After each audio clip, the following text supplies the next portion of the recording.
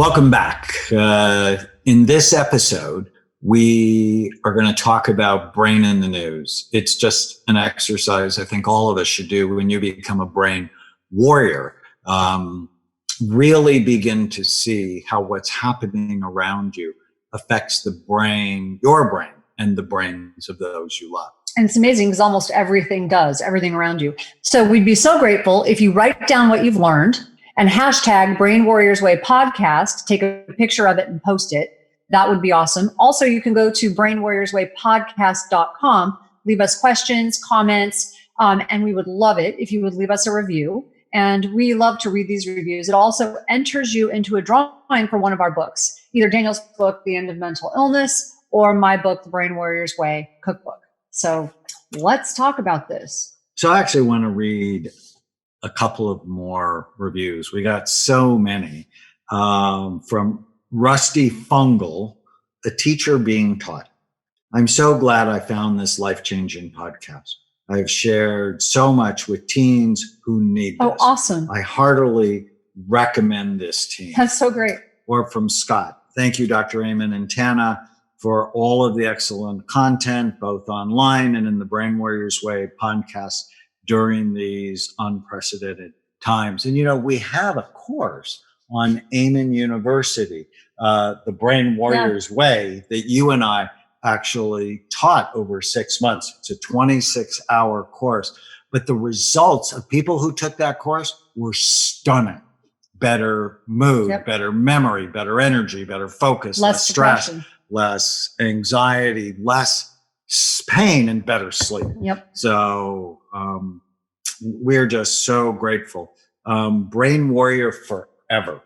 Thank you for the information on the coronavirus and reminding us about keeping healthy by reducing inflammation and strengthening our immune system.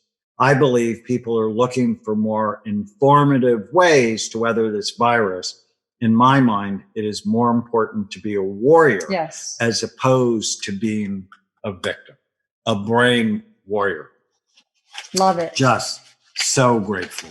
All right. Questions? No, brain in the news. Here we go. So there's a new report released by the CDC that shows more Americans are struggling with mental health and substance abuse during COVID than ever before. The report highlights the need for more mental health services and resources at both state and local levels. I mean, this isn't a surprise to us. We started hearing about this right off the bat. Calls to suicide hotlines are up 1,000%. More people are struggling with opioid addiction than ever before. And new data reveals any kind of addiction, really. Here, let me do this. New data reveals 1 in 4 young people have contemplated suicide during the pandemic. Again, data from the CDC. The report looked at survey responses from 5,412 adults regarding their mental health and behavioral health at the end of June. More than 10% of the respondents said they seriously considered suicide in the past 30 days. Wow. The percentages were much higher for young adults, higher for Black and Hispanic respondents, higher for essential workers and unpaid caregivers. This is the percentage breakdown. Unpaid caregivers for adults, 31%. Young adults, 18 to 24, 25%. Essential workers, 22%. Hispanic responders, 19%. Black respondents, 15%. Along with suicidal thoughts, 13% of the respondents use substances like alcohol or drugs. And that's the problem.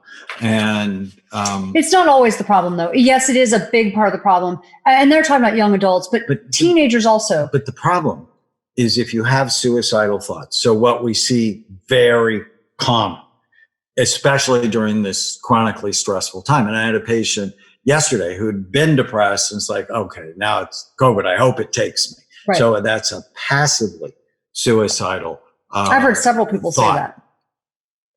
That if you have the thought, so having the thought is not that abnormal.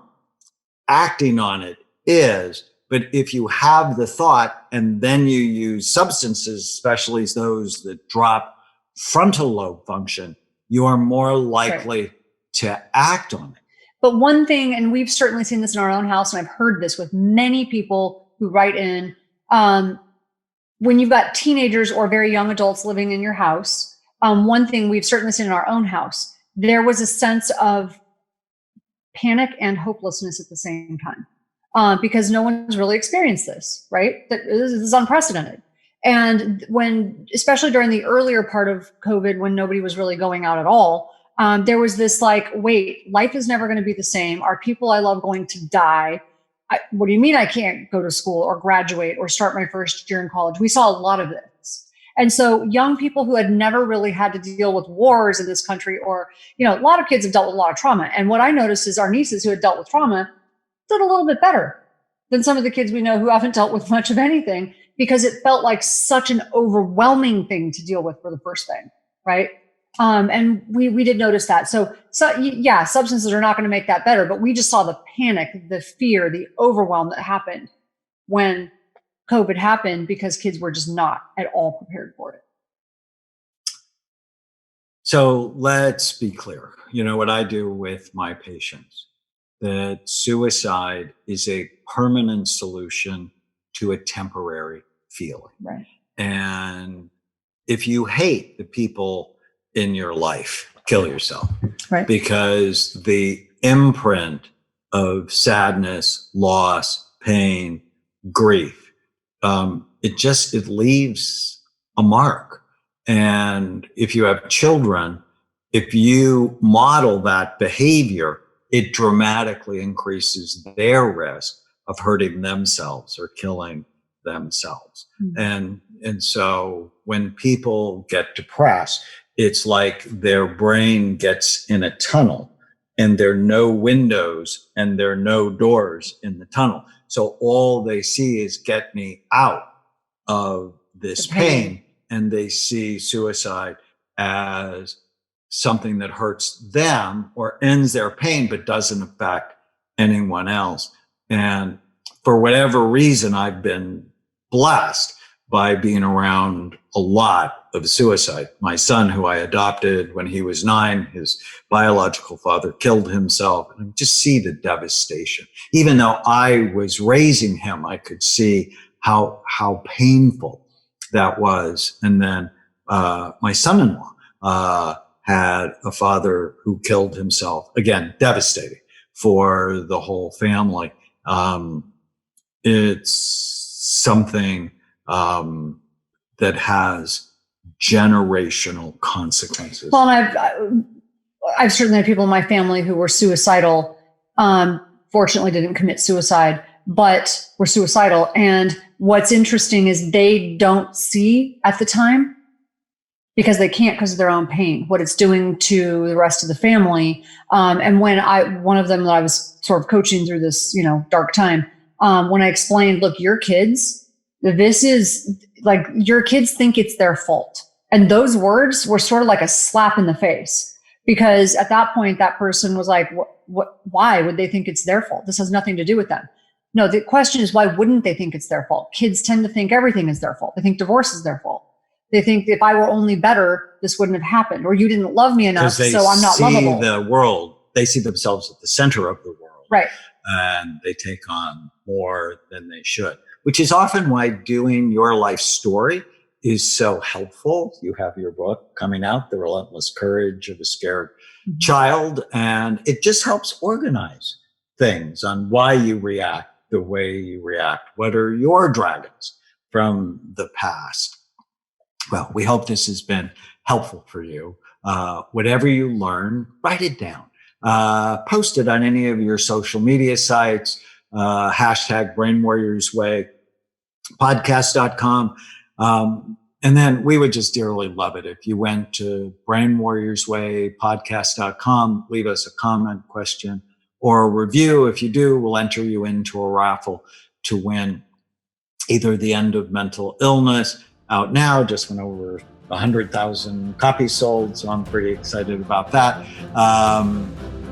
or Tana's cookbook, which is really the official program of Amen Clinics on how to eat, the Brain Warriors Way cookbook. Stay with us. If you're enjoying the Brain Warriors Way podcast, please don't forget to subscribe so you'll always know when there's a new episode. And while you're at it, feel free to give us a review or 5-star rating, as that helps others find the podcast. If you're considering coming to Amen Clinics or trying some of the brain healthy supplements from BrainMD, you can use the code podcast10 to get a 10% discount on a full evaluation at amenclinics.com or a 10% discount on all supplements at brainmdhealth.com. For more information, give us a call at 855-978-1363.